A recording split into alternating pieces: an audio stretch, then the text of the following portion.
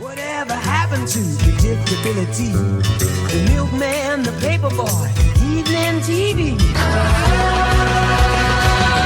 Everywhere you look, there's a heart, a hand to hold on to. Everywhere you look, there's a face of somebody who needs. Hello, this is Trevor Atmeyer. I'm on the phone right now with Jeanette Waltz, and I have a few questions for her. Jeanette, did this event change your perception of fire? Do you fear it now? When I was 3 years old, I caught on fire while cooking hot dogs for myself and had burns all of my body.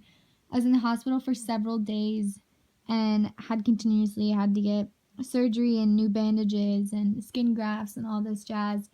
And throughout that time, my fear of fire wouldn't necessarily be classified as a fear. It kind of became a fascination with fire. And especially after my incident, my father had took my burns and catching on fire and turned it into facing my fears and not being afraid of things that are capable of hurting you. And so I wouldn't say that I'm afraid of fire, but that I'm fascinated by it. Do you regret playing with the matches? Did you learn your lesson? I definitely regret playing with the matches. I didn't know or didn't mean for it to cause this much damage to the hotel or to the people staying in the hotel and to my family. I was just trying to satisfy my fascination and continue to see how many matches I could light at once or what the fire looked like and how long I could hold onto the matches before it burnt my fingers. And I thought that I blew them out before I threw them away.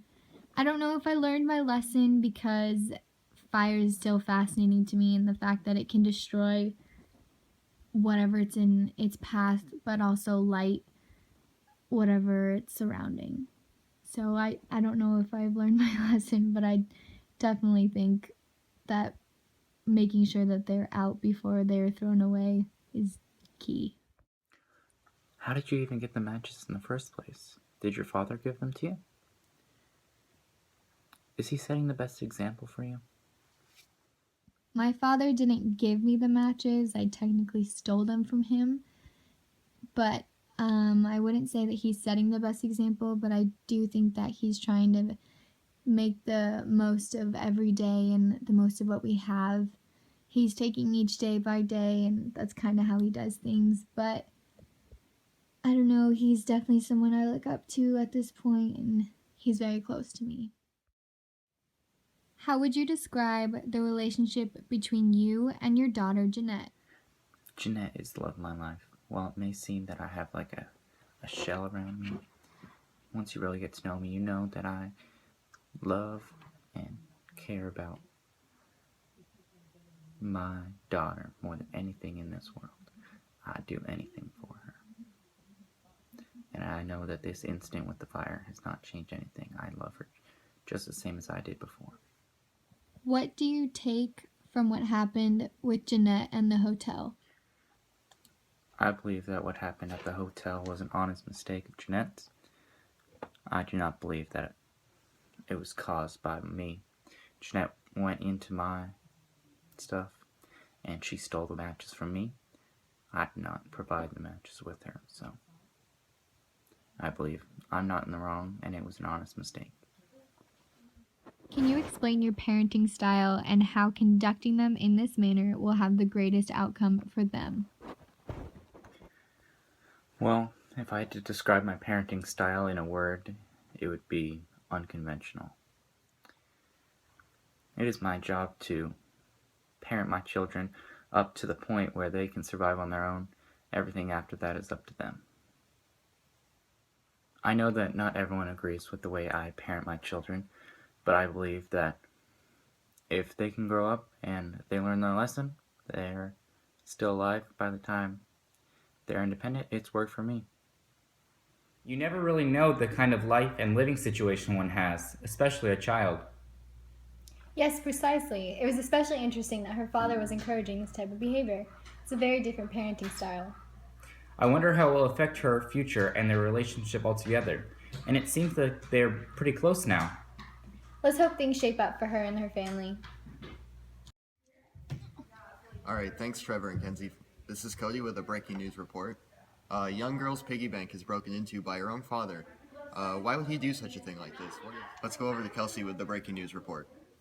Here I am with Jeanette Walls, whose dreams of the Emerald City was made much more difficult due to her father stealing her infamous piggy bank, Oz, that was essentially an escape fund, contributed by herself, her sister, and her brother, Brian. Okay.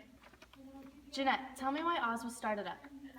Well, my sister Lori and I, we wanted to get away from our parents. So these two men from New York came and they were inspired by her artwork. And they were going to move her to New York when she graduated high school. I was going to follow a year later. I worked various jobs, collecting money. Then Brian started to contribute. How long were you saving up until you realized the money was missing?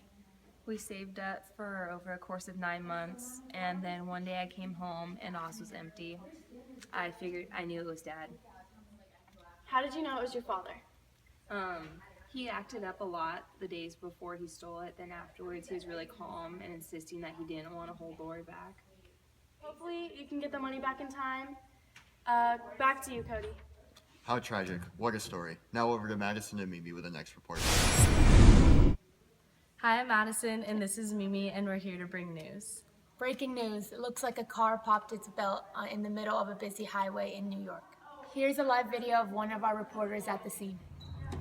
I'm here at the scene, and I managed to snag an interview with the people that caused the traffic jam. What led you to come to New York? We're here to reunite with our little girl, Genetikins. And I mean, we just got in the hustle bustle of things, how things are.